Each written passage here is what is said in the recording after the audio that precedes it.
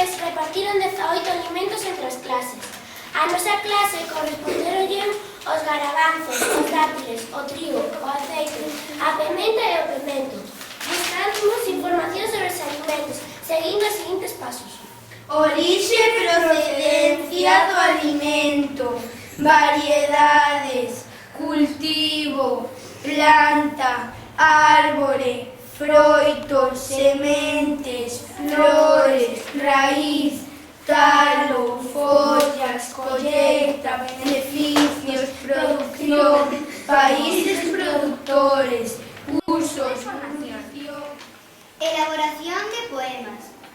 Elaboramos 10 estrofas de 3 versos cada unha, en forma de haikus, que é un recurso das familias japonesas para deixar constancia de cousas que pasan en forma de poema.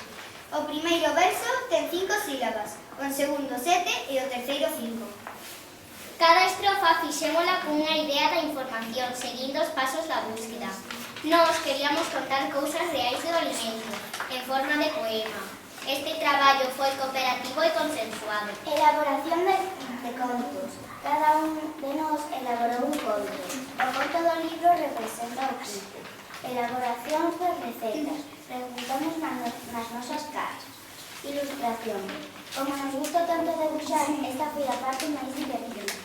Como xa sabedes, o libro chamase Poemas, Contos e Manxares e dedicámoslle ao planeta Terra, os nenos e nenas do mundo, as escolas do mundo, a irmandade, as aboas, os avós, a educación, as profesoras e profesores, as bibliotecas, os alimentos, os agricultores, a Nelson Mandela, o Salón do Libro, os escritores e escritoras, os contos, a poesía, a auga, a comida infinita, a África, a paz no mundo, as profesoras en prácticas e as nosas titoras.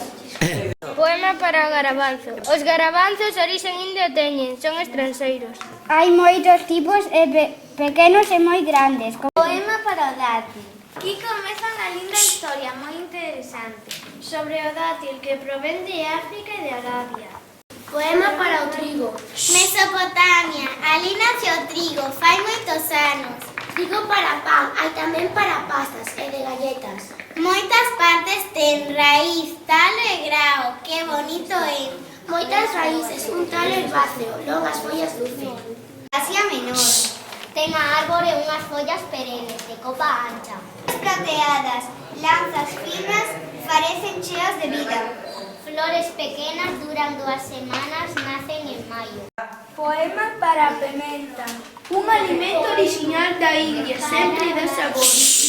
Branca, madura, a negra a mitade, verde primeira, trepadora e alcanza 4 metros e racimos ten. Froita sementa, medra ben nas árbores, máxica sempre. Vamos ler só un anaco do conto para que vos o continuedes nas posicións. Garbanzín quería ser bombeiro. Estudou e con moito esforzo aprobou. Tócate. Salvou moitas vidas, moitísimas vidas. Un día houve un incendio. Hasta aquí, Sacou Lucía, rapidamente hasta aquí, Lucía. Porque senón é moito. Sigue. rapidamente a todas as persoas, pero quedaba unha. Sigue. Estaba no piso de arriba, prácticamente morta, pero aló foi Garbanzín a salvarlle a vida a aquela moza. Quitou a madeira con lapas de lume, era casi imposible, pero ao fin sacou aquela muller. Levaba unha bandeira vermella e unha calaveira vermella. Tamén tiña un barco vermello, uns pantalóns vermellos e surcaba o mar vermello. Cando estaba surcando o mar vermello, atopei un mapa dun tesouro. Fun a unha illa deserta, Mais alto. camiñando por un carreiro. Mellor damos melancolía, non sei. Cheguei a un cruce que había 3 camiños. Fun polo primeiro e atopou unha X. Sachei. E levei unha gran sorpresa. O tesouro era de cor vermelho, era pementa. Había unha vez unha bruxa chamada Carlota. Máis alto.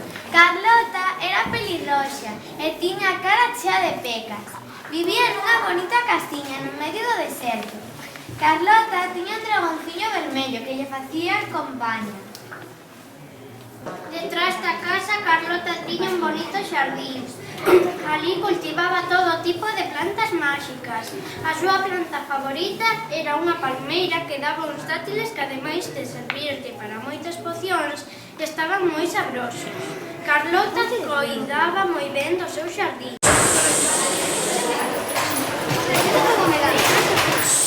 Tira.